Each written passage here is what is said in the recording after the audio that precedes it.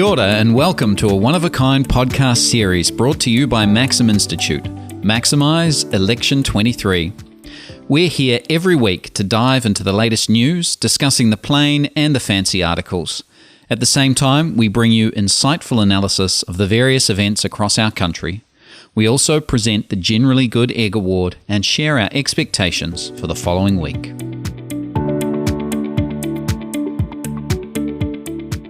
And the election is over, but now the questions fill the air. This is the Maximise the Election podcast. Of course, I'm Tim Wilson, Executive Director, and I'm here with Marianne Spurtle, researcher, and Marcus Roberts, Director of Research and Development. We're going to talk about the stuff that no one else is talking about.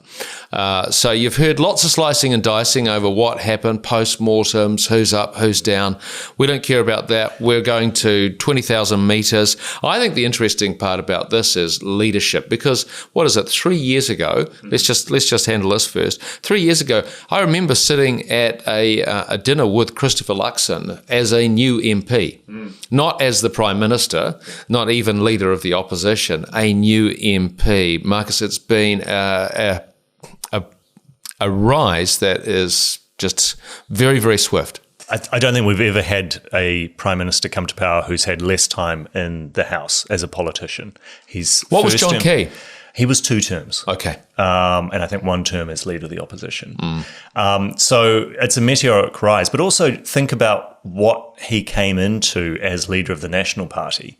You had the 2020 election, which was the end of 3 leaders of the National Party within a year. So you had Simon Bridges, rolled for Todd Muller, rolled for Judith Collins. Yeah. You had the terrible result in 2020, the COVID election. Then after that, you got even worse, where you had the fight between Simon Bridges and Judith Collins, which resulted in Judith Collins getting sacked by the caucus and replaced with this guy, Christopher Luxon, who had been in Parliament for less than a year. Incredible turbulence, Marianne, within a party that now finds itself, well, forming a government. Yeah. It's like, is this accidental? Was he just there at the right time? Or is this just what people really want? I don't think there was a plan here. It seems that there clearly was. He was lucky. Yeah. Which Napoleon wanted in his generals. And maybe it's what people want, having had career politicians who, especially the last 3 years, what is it, a 70% increase in spending and everything's getting worse. Maybe people are looking at people who are not career politicians and going, maybe you can fix things. Having said that, I do have some reservation when you think that someone's been in Parliament for that brief a period. You need people who know their way around the jungle. I know he will certainly have jungle guides. You look at people like Paul Goldsmith, who've been there for a long time. Jerry Brownlee, etc. Having said that, he's still going to be the leader, and he needs to know exactly what to do, what not to do. Yeah, I think it can Although he doesn't seem like he's a top-down kind of guy. He sort of seems like one of those. Yeah, and I think from his public persona, that being a fresh face and being someone who doesn't really know the inside workings, that can be a positive. Like, yes, it can trip him up. Maybe he can't deal with the media as well.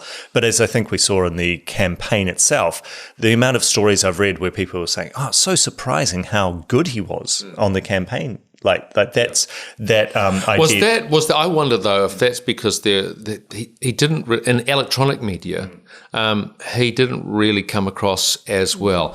Low expectations. And so then when you see something better than what you thought he was. It's interesting. I think the reverse of that was with Chris Hipkins, who comes across well, I think, electronically, TV, radio, etc. But in person, a lot of those who were covering the campaign said, he's diffident, he's a bit uncertain. I think dispositionally, he seems more of a melancholic kind of figure than Chris Luxon. But maybe we're getting somewhere too personal. Psychoanalyzing from a distance. Let's pull back, though. I wonder if this is a national part. I mean, if you look at the rise of John Key, for example, again, someone who, admittedly, he spent more time in Parliament, but an outsider. Whereas someone like Chris Hipkins, you look at Jacinda Ardern, that we'll get to later in the podcast. That this is someone who was from the beginning within the Labour, for want of a better word, factory, Marianne.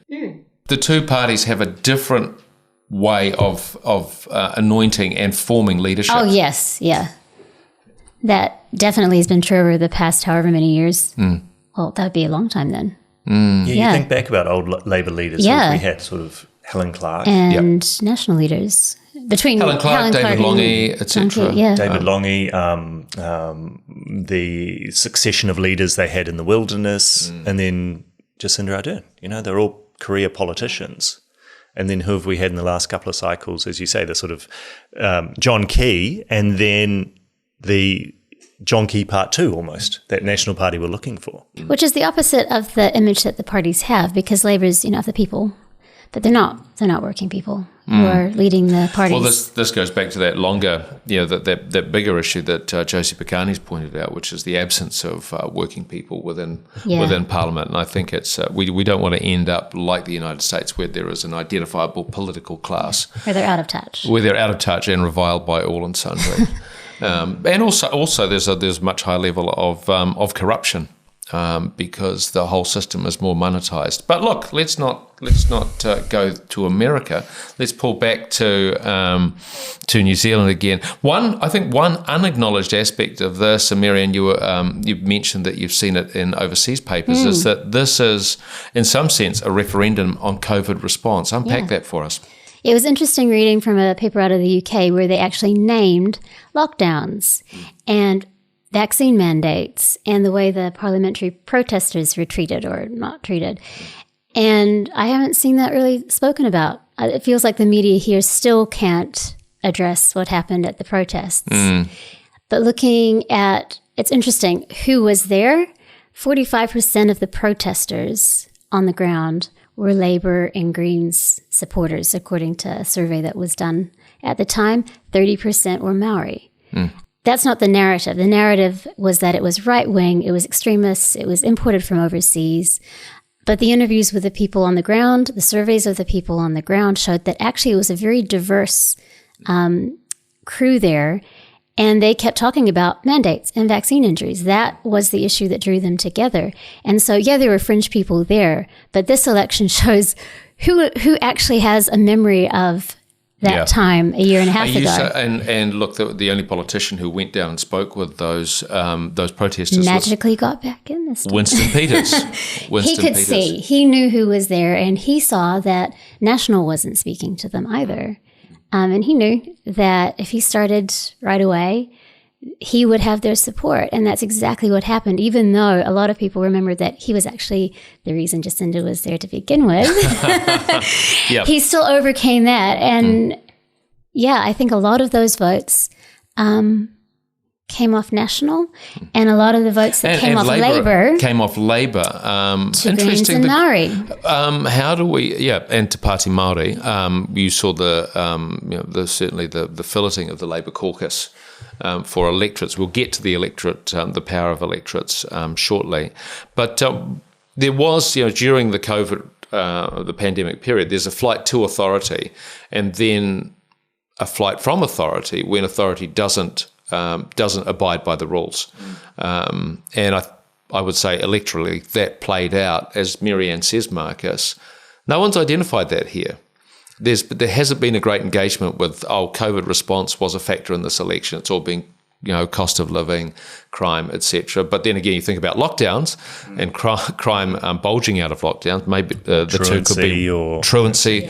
They're related. I think the only thing I've heard about, or the way it's sort of the dog that didn't bark, right?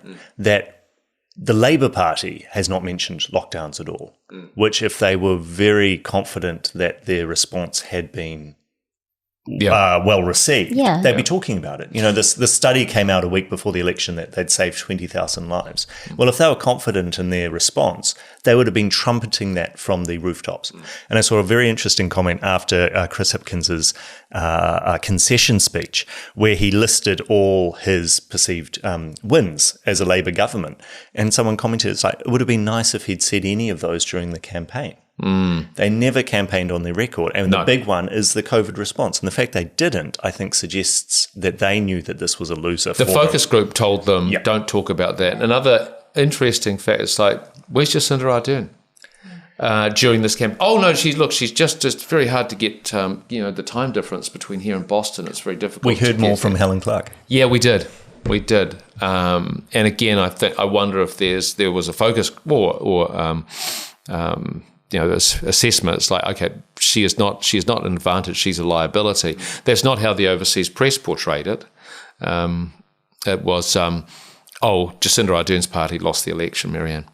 Yeah, it's interesting how they haven't caught on overseas, that the way people felt here as well in 2020 when 50% voted for her government, that actually a lot of things soured because what she began saying, what she started talking about with unity didn't play out. The team of 5 million changed to the team of us and them. Yeah. And I think that hasn't really made it into the press overseas as much as, it hasn't been talked about so much here either. But there are enough people here who felt it that it's kind of like she had 2 phases to her government. Yeah, 100%. Yeah. Yeah. So memo to any incoming government: make sure that your walk matches your talk. Yeah. That's right. Yep. Let's continue to walk and talk, so to speak. The power of electorates, because we saw we've seen so many electorates unexpectedly flipping. For example, Mount Albert, the seat held by Helen Clark and Jacinda Ardern. Might go to national. But certainly New Lynn, which is a seat that was Labor held, now gone to national. Paulo Garcia. What do you think's happening here, Marcus?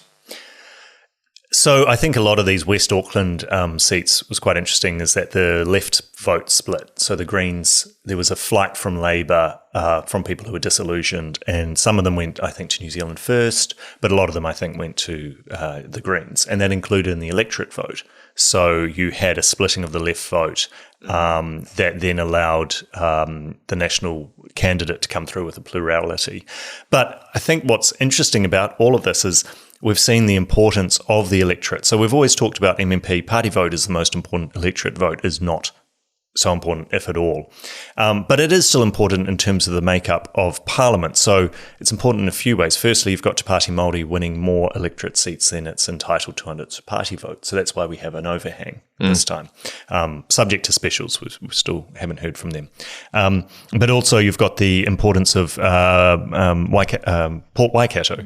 So candidate dies during the election period. We have a by-election in a month's time, which will mean another seat. So there'll be potentially a 2-seat overhang because of this electorate vote. But also, that's a wacky rule, by the way. That's bizarre. Yeah. Crazy. Yeah, crazy no, rule. they should fix that, but don't use urgency to fix it. Thank you very much. And also you've got the fact that National's only got 5 list MPs because they won so many electorates. At the moment, they probably lose a couple. But do you think, in a sense, we're kind of learning how MMP works, aren't we? In some ways, so what did it came in first the referendum was 1993, came in 96. We're still getting our hands on the steering wheel and just seeing exactly how it plays out. I think that's right, and I wonder if we will see more of these. We're talking about the demise of the bigger parties, that they only got 2/3 of the vote between them, and the rise of the smaller parties. Well, actually, you look at the first MMP election we had. That was not quite so bad. They had 69% between them, but you had big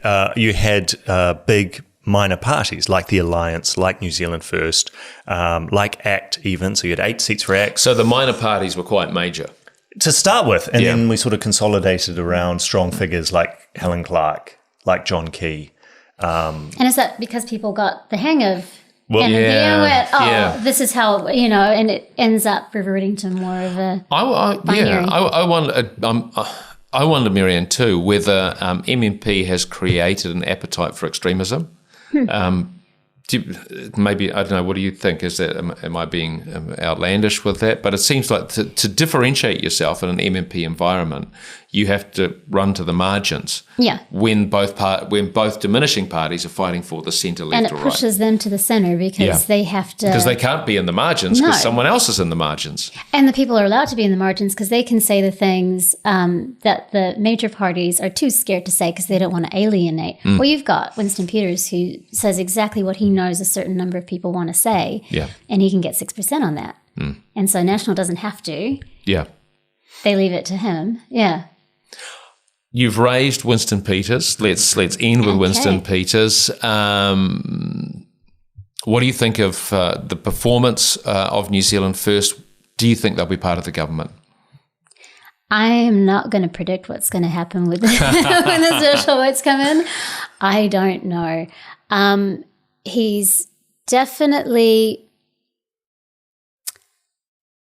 He's put his finger on some things that I don't think are going away anytime soon. I don't know what kind of influence he's going to be able to have with that. And whether parties in the center are going to absorb some of that, especially now that National's I guess in what government. are his transactable... Yeah.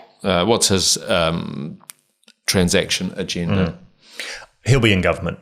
National would be silly even if they didn't need him to not work with him because they'll only have a 1-seat majority with ACT, even if they don't, if everything falls. So they'll want some insurance. 100%. And also you want him in the tent rather than outside the tent. Yeah. The question is how well he and David Seymour can play within the tent. That's the issue. He played with the Greens in 2017. And interesting too. I mean, if I look back on 2017, his activities within that government, I think he actually prevented Labor from making a number of mistakes. He was a pretty good foreign minister, focused on the Pacific, and he restrained Labor and allowed it, or not allowed it, but I think his political intuition drew it to areas where it was best able to perform. There are also, look, as we think about that period, White Island, the Christchurch massacre, Start of COVID, the beginnings of COVID, and that's the unexpected. That's what Christopher Luxon and any incoming government will have to deal with. Thanks, guys. And look, I just want to note, it's great to live in a democracy where you hear that not only is someone going to come in, a new government will come in, but also the old one will leave. And no one will be rounded up. There won't be there won't be any brutal incidents. Our democracy is functioning. It's functioning pretty well. We don't know how it's going to end up, but it's been, this is, we should be grateful for that. That's the optimistic note I'm going to end on. 100%. Cool. Yeah. Thanks, Tim. Thank you. Thanks for listening to the Maxim Institute podcast. If you'd like to hear more from us and keep up with the rest of our research and analysis of politics and policy in New Zealand, you can sign up on the homepage of our website to get our monthly forum email and invitations to future Maxim Institute events. You can search and subscribe to us on Apple Podcasts, Spotify, iHeartRadio, or wherever you get your podcasts. From the team at Maxim, mā te wā, goodbye for now.